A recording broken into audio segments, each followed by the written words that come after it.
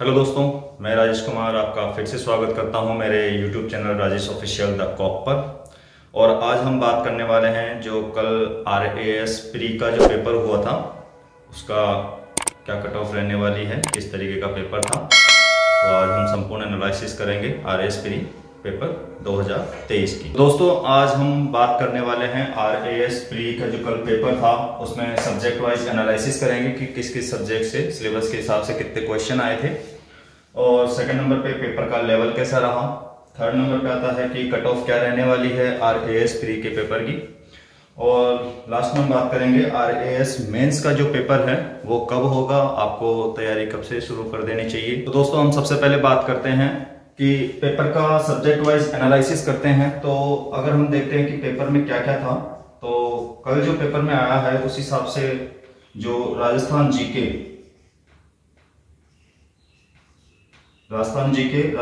के कम से कम 50 से 52 क्वेश्चन थे। साइंस की बात करें, साइंस के 20 क्वेश्चन थे। मैथ और रीजनिंग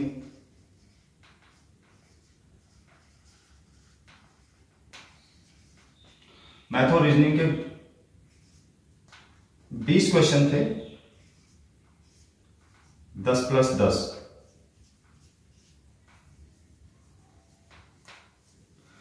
और अगर हम इंडिया जीके की बात करते हैं तो कल के पेपर में इंडिया जीके में से क्वेश्चन थे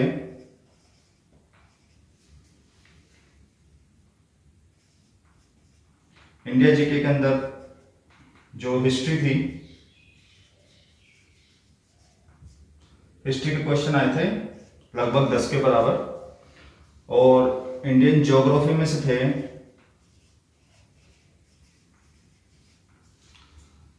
वो भी लगभग 8 से 10 क्वेश्चन थे। राज्य व्यवस्था लेते हैं,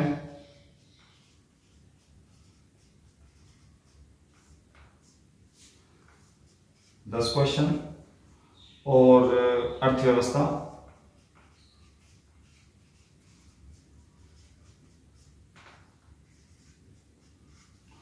आठ से 10 क्वेश्चन। तो इस एनालिसिस में हमको पता चल रहा है कि जो कल का पेपर था उसमें राजस्थान जीके के 50 से 52 क्वेश्चन थे। मतलब जो सबसे ज़्यादा वेटेज अगर हम माने तो वो राजस्थान जीके का था। और साइंस के क्वेश्चन 20 थे और मैथ रीजनिंग के भी 20 क्वेश्चन थे, लगभग 10 प्लस 10 के रेशो में थे। तो जो बच्चे या जो स्टूडेंट साइंस स्ट्रीम से थे, जिनका सब्जेक्ट साइंस था, उनके लिए पेपर थोड़ा इजी रहा होगा, क्योंकि साइंस वालों के लिए मैथ और रीजनिंग करना थोड़ा आसान रहता है, उनको ज़्यादा मेहनत नहीं करनी पड़ती मैथ और रीजनिंग के लिए। इंडिया जीके की बात करें तो इंडिया जीके के अंदर जो हिस्ट्री के क्वेश्चन थे वो 10 से 12 क्वेश्चन आए थे कल के पेपर में। और इसी तरह ज्योग्राफी के 8 से 10 क्वेश्चन थे, राज्य व्यवस्था के 10 क्वेश्चन थे और अर्थव्यवस्था के 8 से 10 क्वेश्चन थे। अभी कुछ क्वेश्चंस के अंदर डाउट चल रहा है, उनके अभी सॉल्यूशन के अंदर भी डाउट है। और अगर हम देखें तो जो कल के पेपर में सबसे अच्छी बात थी वो ये रही कि जो राजस्थान जीके के अंदर जो राजस्थान की ज्योग्राफी में जो भी चेंजेस हुए हैं, जैसे आपको पता है जो नए डिस्ट्रिक्ट बने थे, जो 50 जिले कर दिए हैं, और उससे जो भी इसके ज्योग्राफी में चेंजेस हुए थे उनके अंदर से कुछ भी नहीं पूछा गया है। तो ये सबसे एक प्लस पॉइंट रहा स्टूडेंट्स के लिए, जिससे उनको पेपर करने में आसानी रही। जो अब तक का जो सिलेबस चलता आ रहा था ज्योग्राफी का, उसी के हिसाब से ही क्वेश्चन पूछे गए थे। तो जो लड़के सोच रहे थे भाई ज्योग्राफी के हिसाब से इसमें इस बार चेंज हो सकता है, पेपर करने में थोड़ा दिक्कत रहेगी, क्योंकि उनकी तैयारी भी नहीं थी, अभी हुआ है, अभी सिलेबस भी नहीं आया, किताबें भी अवेलेबल नहीं हुई थी इस हिसाब से, तो उनके लिए सबसे सही बात रही। और साइंस वालों के लिए जो पेपर था वो लगभग सही रहा होगा, क्योंकि 40 क्वेश्चंस उनके साइंस के और मैथ के मिल गए थे। जैसे ये 20 और ये 20 मिला के, तो दोनों हो गए 40। और अगर हम राजस्थान की बात करें और साइंस की बात करें तो ये क्वेश्चन मिलके हो जाते हैं लगभग 90। और यही 90 नंबर आपके कट ऑफ को डिसाइड करेंगे बाकी पेपर लगभग सबके लिए ठीक था, सही था।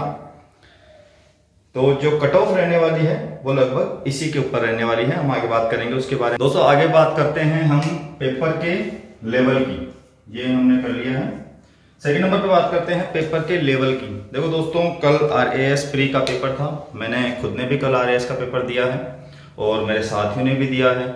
कई साथी जो मेरे साथ ड्यूटी करते हैं या फिर स्टडी कर रहे थे, उन्होंने पेपर दिया था। मेरे आस पड़ोस वालों ने पेपर दिया है। और जिस सेंटर पे मेरा एग्ज़ाम था वहाँ पे जो भी लड़के थे उनसे लगभग मैंने पूछताछ करी थी। तो उसका एनालिसिस करने के बाद में ये एनालाइज हुआ या फिर ये रिपोर्ट मेरे सामने आई कि जो 60 से 70% जो स्टूडेंट थे उनको पेपर लगा था मीडियम, और जो 30 से 40% थे उनको लगा है हार्ड। देखो दोस्तों, पिछले 3 साल से मैं भी RAS का पेपर दे रहा हूं और अभी तक मेरा सिलेक्शन तो नहीं हुआ, लेकिन तैयारी कर रहा हूं। और इस हिसाब से एनालाइज तो मुझे भी हो ही जाता है कि हाँ पेपर का लेवल किस तरीके से था। तो जो 60 से 70% जो स्टूडेंट थे जो मैंने पेपर दिया है पहले, उस हिसाब से मुझे यही लगा है कि जो पेपर था वो ना तो टफ था ज़्यादा और ना ही ईजी था। और मैंने जब लोगों से पूछताछ करी, औरों से पूछा, दोस्तों से पूछा, अपने साथियों से पूछा, अपने साथ में एग्जाम देने वालों से पूछा, तब पता चला कि लगभग मुझे 60 से 70% से यही जवाब मिला कि जो पेपर था वो मीडियम लेवल का था, ज़्यादा हार्ड नहीं था। और कुछ ने बताया कि पेपर थोड़ा हार्ड था। वो ज़्यादा बच्चे नहीं थे उसके अंदर, 30 से 40% हो सकते हैं। लेकिन जो 30 से 40% थे उनको, जिनको हार्ड लगा है पेपर, वो उनकी यही कमी रही होगी कि शायद उन्होंने तैयारी ढंग से नहीं करी। क्योंकि जो RAS लेवल होता है उस लेवल का पेपर तो आना ही है और उस लेवल का पेपर ही था, ज़्यादा हार्ड नहीं था या ज़्यादा टफ भी नहीं था।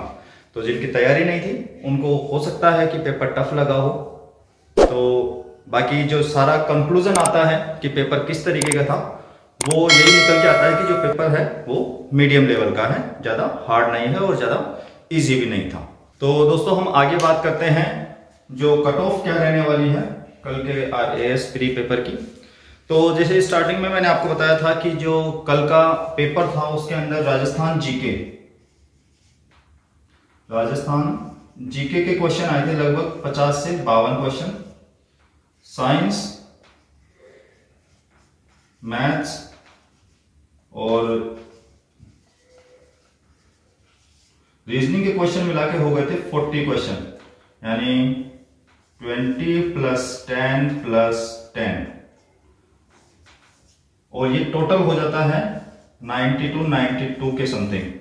तो जो कट ऑफ रहने वाली है वो यही मार्क्स डिसाइड करेंगे जहां तक है। क्योंकि जो 90 क्वेश्चन है वो तो राजस्थान जीके और साइंस के ही हो गए। तो जो कट ऑफ रहने वाली है, हम अगर कट ऑफ की बात करते हैं तो वो कट ऑफ 90 से लेके और 95, ज्यादा से ज्यादा 100, इसी के बीच में रहने वाली है।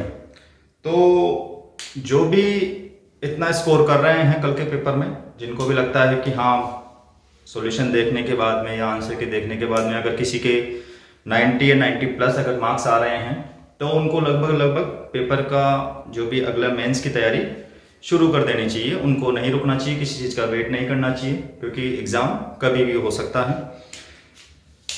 और अगर कैटेगरी वाइज अगर बात करते हैं तो जो इस हिसाब से, इन क्वेश्चंस के हिसाब से, या सॉरी इस मार्क्स के हिसाब से अगर हम कैटेगरी वाइज बात करेंगे, तो जो जनरल की कट ऑफ रहेगी वो रहेगी लगभग 90 से लेके 92। जिनके भी जनरल के अंदर 90 मार्क्स आ रहे हैं, 90+ में आ रहे हैं, उनको तो 100% ही RAS मेंस के लिए प्रिपेयर करना शुरू कर देना चाहिए। SC/ST की बात करें, वो कट ऑफ 85 से लेके या 82-85 के समथिंग रहेगी। और OBC की बात करते हैं तो OBC की कट ऑफ लगभग इसी के इक्वल रहेगी। ये हो सकती है 85 से 90 के अप्रोक्स। तो जिन्होंने भी सोच रखा है कि हाँ हमको तो RAS में ही जाना है, तो वो तो अपनी तैयारी शुरू कर दे, या जिनके 90+ मार्क्स आ रहे हैं उनको अपनी RAS मेंस की तैयारी शुरू कर देनी चाहिए। उनको वेट नहीं करना चाहिए किसी भी चीज़ का।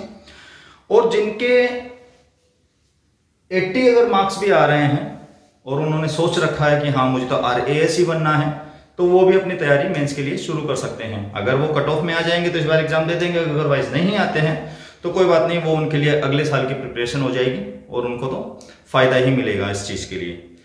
और जिन्होंने पेपर केवल दिया था कि हाँ ठीक है अगर हो जाएगा तो ठीक है, नहीं तो कोई दूसरा देखेंगे, तो उसके लिए अगर जिसके 80 से कम आ रहे हैं या 75 प्लस हो रहे हैं या 70 तक हो रहे हैं, उनको थोड़ा बहुत वेट कर लेना चाहिए, क्योंकि रिजल्ट के अंदर ज़्यादा टाइम नहीं लगेगा, ज़्यादा से ज़्यादा 25 से 30 दिन लगेंगे, महीने भर में इसका रिजल्ट डिक्लेयर हो जाएगा।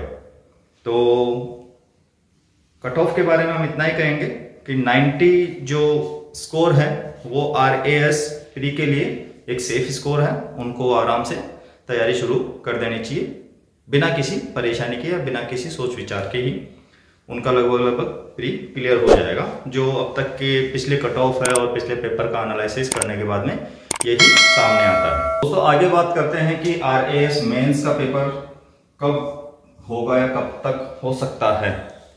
तो जैसे कि मैंने बताया है कि जो RPSC का जो शेड्यूल चलता आ रहा है उस हिसाब से देखा जाए तो रिजल्ट के अंदर वेट नहीं होगा। जो प्री का जो रिजल्ट है वो महीने भर में ही डिक्लेयर हो सकता है, ज़्यादा से ज़्यादा 30 डेज प्री का रिजल्ट।